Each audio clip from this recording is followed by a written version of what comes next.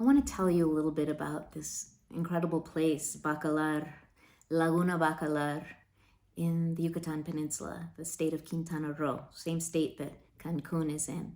So my family has been traveling to Yucatan and really living there for months at a time since the early 1970s, when those first waves of hippie caravans from the US were traveling to Mexico and beyond to Latin America.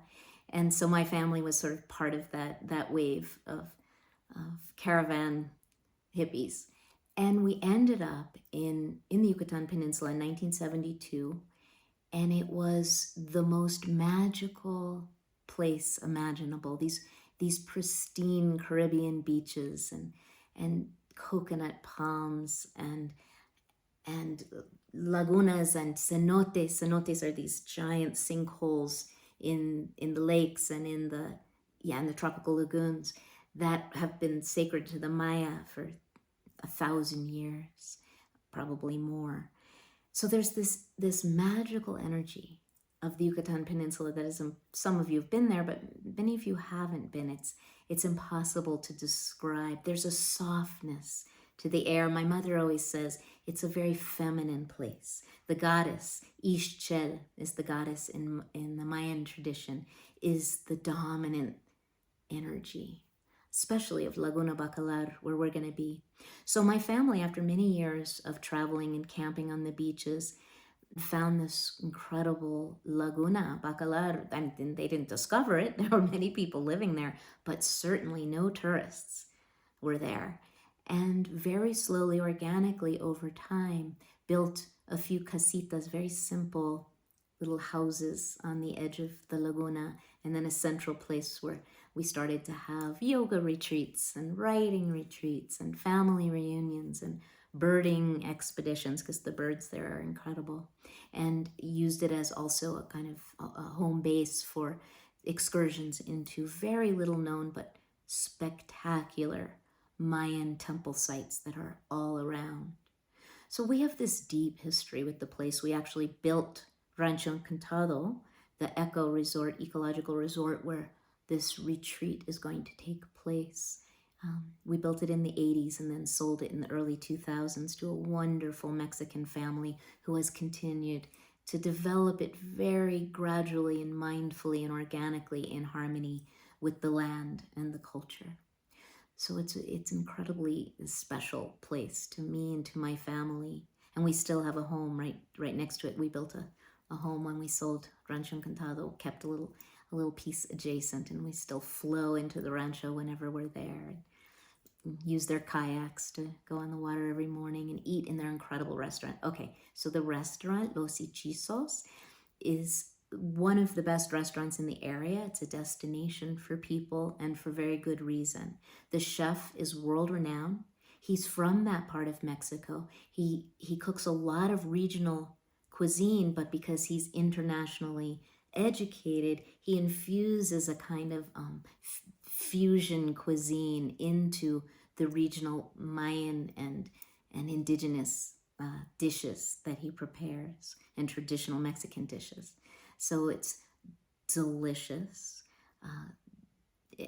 creative, and also incredibly healthy. He does a lot of research on the health of his cuisine, so that all the food is prepared in-house and using whole foods and fresh, locally grown and raised ingredients. So the food is a big part of the experience of being at Rancho Encantado. So while it is remote, in a sense, it's worth it. It takes a little extra time to get there than it would to just fly into Cancun, jump on it in a taxi, and go to some high-rise resort on the ruined beach.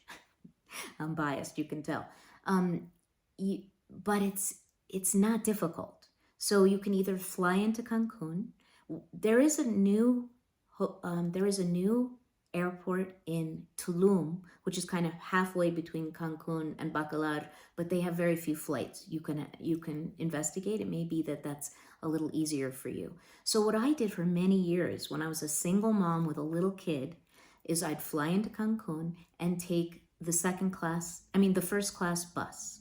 It wasn't expensive. It was air conditioned, had a bathroom on board, and in 3 hours I was home. So that's one way you could still do it. You can rent a car in Cancun, and then you have the freedom to just explore the region both before and after our retreat. So renting a car is a great option if you feel like you have the resources to do so. The other option is to fly into Chetumal. Chetumal is the capital of the state of Quintana Roo, and it's only about 30 miles from Bacalar. So it's very close. You can take a taxi and you're there. It's a little harder to find flights to Chetumal, depends on where you're coming from. Usually you have to fly through Mexico City. And so again, depending on where you're coming from, you might not be able to do that in one day. For us in New Mexico, it's harder to do in one day. If you're coming from a major metropolitan area, it might be much easier. You have many more options. So it's a little more expensive often to fly into Chetumal than to fly into Cancun, but it's a lot closer and less time sitting in a bus or a car getting to Bacalar. But on the other hand, a long car ride gets you more familiar with the landscape, and there's a benefit to that. I guess what I really want to say is that I feel like Laguna Bacalar is one of the few places left on the planet that is virtually unspoiled. And I don't know how long that's going to last. It's being discovered because it's such a jewel. It's such a paradise on this planet.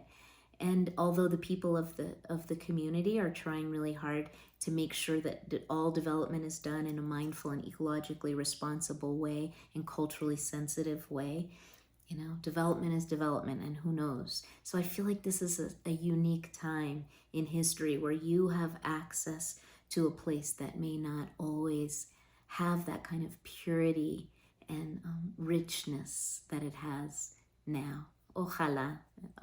Hopefully it will always be what it is. It's like, I live in Taos, New Mexico, and there's nothing you can do to kind of ruin Taos, even though God knows the developers have tried.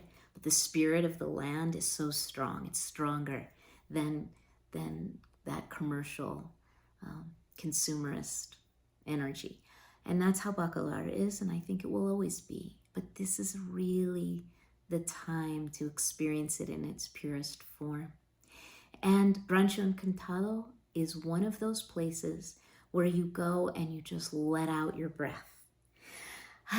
It's like there's this easefulness, there's this sanctuary, there's this refuge, there's this embrace of the kind of loving arms of the feminine energy of the place is all I can say. And I know my mom agrees that I really encourage you to experience for yourself. So I hope to share this with you. As you can see, my heart is on fire with love for Rancho Encantado and Laguna Bacalar.